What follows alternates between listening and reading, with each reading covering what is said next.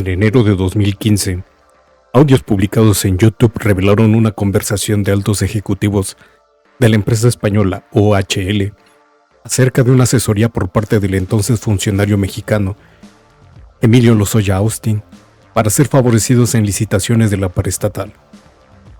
Cabe destacar que previo a ser designado como director de Pemex, Lozoya perteneció al Consejo de Administración de la constructora española. En abril de 2016, el egresado del ITAM negó categóricamente a través de su cuenta en ese entonces Twitter tener relación con Mossack Fonseca, un despacho con sede en Panamá, señalado como experto en paraísos fiscales, en la investigación periodística internacional conocida como Panama Papers. En la investigación se señaló que se encontró una copia de pasaporte de Lozoya en los archivos del despacho panameño para la creación de una empresa offshore en Dubái. En agosto de 2017, Lozoya fue denunciado por el Partido de la Revolución Democrática ante la Fiscalía Especializada para la Atención de Delitos Electorales, o FEPADE, por supuestamente haber recibido aproximadamente $10.5 millones en sobornos por parte de la constructora brasileña Odebrecht durante 2012. Mismos que fueron utilizados para financiar parte de la campaña presidencial del copete de Shell. Los señalamientos surgieron en el marco de una investigación internacional en el que altos ejecutivos de la constructora brasileña afirmaron que Lozoya solicitó los sobornos a cambio de ofrecerlos con contratos de la paraestatal que dirigía en ese momento. Luego de estas acusaciones, la justicia mexicana inició un proceso de investigación encabezado por Santiago Nieto, entonces titular de la FEPADE, mismo que fue removido de su cargo el 20 de octubre de 2017. Este hecho provocó una serie de señalamientos negativos en contra de la administración de Copete de Shell. En diciembre de 2018, el imputado obtuvo un amparo por el Juzgado Octavo de Distrito del Amparo en materia penal en la Ciudad de México, ante las supuestas violaciones al principio de legalidad y seguridad jurídica en las que incurrió la FEPADE, por lo que fue ordenado subsanar vicios y detallar a plenitud si las acusaciones contra el exdirector de Pemex habían prescrito o no. Semanas más tarde, el nombre de Lozoya Austin volvió a los titulares de la prensa mexicana, luego de ser inhabilitado por un periodo de 10 años por la Secretaría de la Función Pública, para ejercer cualquier cargo como funcionario por mentir en su declaración patrimonial y supuestas irregularidades en la adquisición de una empresa de fertilizantes Fertinal, y pagar un sobrecosto cercano a 620 millones de pesos. Pemex compró Fertinal durante el gobierno del presidente Copete de Shell en una operación muy cuestionada, por haber adquirido una empresa que operaba muy por debajo de su capacidad a un precio muy alto. La petrolera, que era dirigida por Lozoya, cuando se efectuó la compra, dijo en su momento que pagó hasta $255 millones por el capital de la empresa, incluyendo una mina de roca fosfórica ubicada en el estado de Baja California Sur. Fue en la torre de Pemex en el piso 45 donde se elaboró el plan para aprobar la reforma energética en el sexenio de Copete de Shell, según informes que se habían filtrado a los medios de comunicación. El exdirector de Petróleos Mexicanos Emilio Lozoya había dicho que se aprobó con sobornos a los legisladores. Ahí, en una de las paredes de esas oficinas, se desplegó durante un tiempo una manta de 3 metros por 4 con las imágenes de los 500 diputados federales y los 128 senadores que discutieron hasta aprobar la reforma energética. Aseguraba la publicación en ese entonces del semanario Proceso. Un empleado de Pemex que trabajó en aquel búnker, Rosario Brindis Álvarez, que entonces se desempeñaba como titular de enlace legislativo de la empresa, ejecutaba las órdenes directas de Froilán Gracia Galicia, coordinador de la Dirección General de Pemex durante la gestión de Lozoya Austin. Afirmaba Jesús Cervantes, autora del reportaje que exhibía cómo se operaba en aquel cuarto de guerra. Emilio Lozoya Austin pagó sobornos por $52.380.000 a legisladores del PAN, esto para que aprobaran las reformas del Pacto por México. Ellos dos, Rosario Brindis y Froilán Galicia, eran los operadores principales del exdirector de Pemex, que de acuerdo con el medio informativo Reforma, aceptó que repartió el dinero de Pemex entre los legisladores para que se aprobara la llamada reforma energética. La titular de Enlace Legislativo no solo era la mensajera en el Congreso de la Unión, sino que también realizó dicha función en varios de los estados en los que hubo elecciones en 2016. De acuerdo con el semanario, utilizaba aeronaves de la Fuerza Aérea Mexicana para llevar las maletas de dinero que Gracia le había dado para entregar entre los candidatos priistas. Cuando Emilio Lozoya dejó la dirección general de Pemex, tardó apenas un mes en fundar una nueva empresa que dio origen a un fondo de inversión cuya operación era prácticamente desconocida. Lozoya creó Makech Capital de la mano de Rodrigo Arteaga, su exsecretario particular en Pemex, y en ese fondo también coincidieron otros 3 antiguos colegas de la petrolera: Edgar Torres Garrido, Francisco Olascuagua Rodríguez y Mariana García de la cadena Salas. Una triada de contadores y abogados también confluyeron en la fundación de la compañía que dio origen a Makech: Francisco Javier Escobedo Caraza, Francisco Javier Serafín Villalobos y Douglas Núñez Fernández. Una investigación de Quinto Elemento Lab había descubierto que este grupo de exfuncionarios y asesores no solo tenían un común haber participado en la firma de Lozoya, sino que varios de ellos contribuyeron al nacimiento de otras empresas que compartieron al menos 3 domicilios con la empresa del exdirector de Pemex. Varias de esas empresas, personas y compañías ya estaban bajo investigación de la Unidad de Inteligencia Financiera.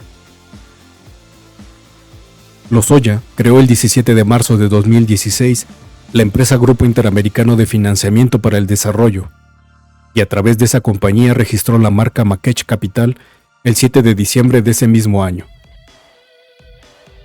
De acuerdo con documentos del Registro Público Mercantil en la capital mexicana, Lozoya aportó 450,000 pesos para accederse, o para hacerse mejor dicho, del 90% de las acciones clase A.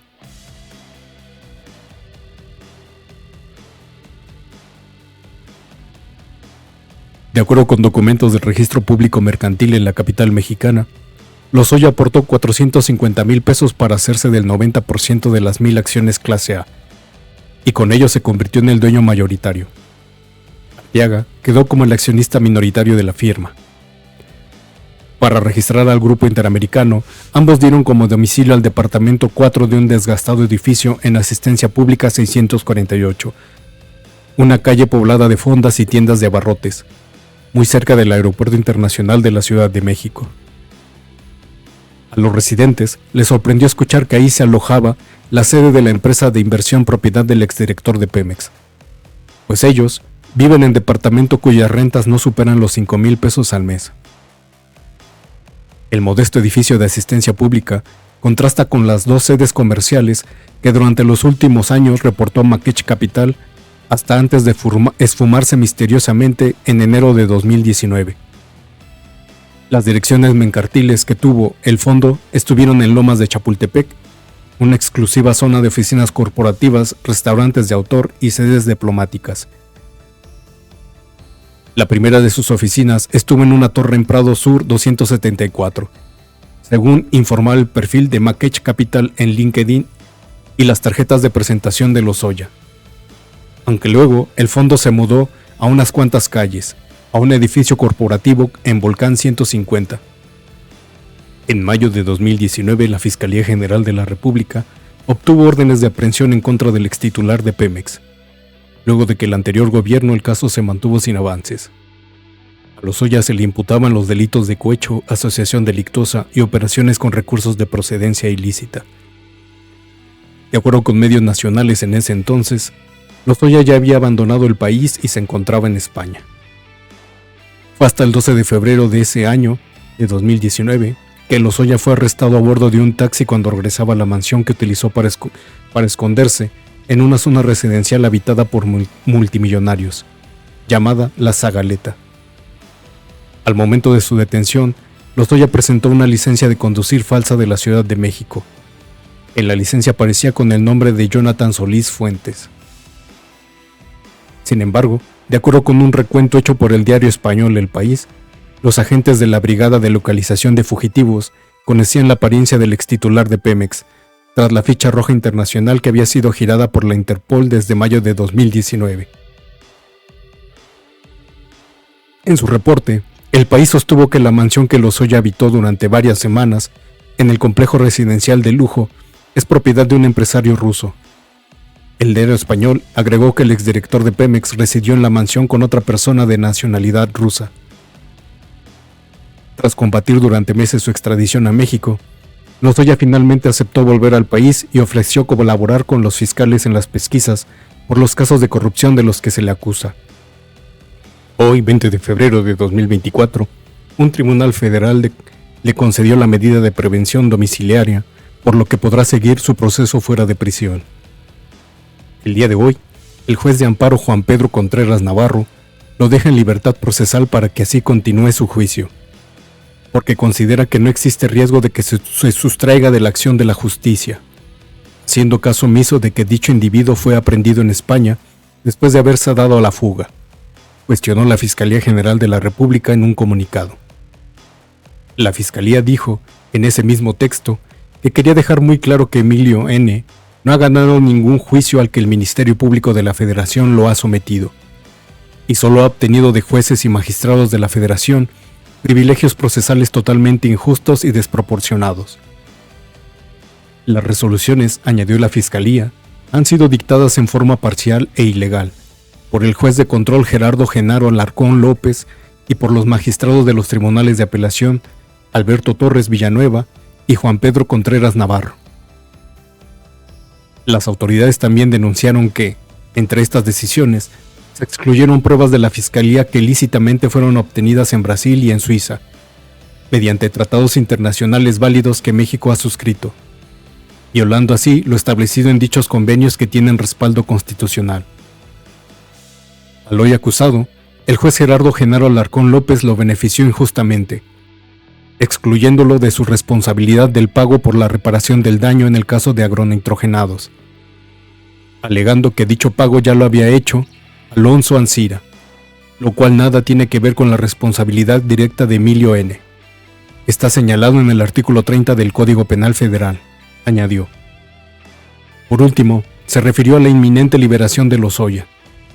Todos estos privilegios injustos, inequitativos y parciales, así como las descalificaciones constantes al respecto, son inaceptables, por lo que de inmediato se presentará el recurso de revisión correspondiente para obtener la justicia en este caso, que han sido tan complicado lograr en razón de lo expuesto, acusó la dependencia encabezada por Alejandro Hertz Manero. Las pruebas claves que la Fiscalía General de la República buscaba presentar en el caso eran comprobantes financieros de bancos suizos y de transferencias de recursos a empresas offshore. Pero los magistrados del tribunal colegiado solo admitieron el medio de prueba relacionado con el procedimiento judicial iniciado en Nueva York contra Odebrecht, descartando las pruebas bancarias.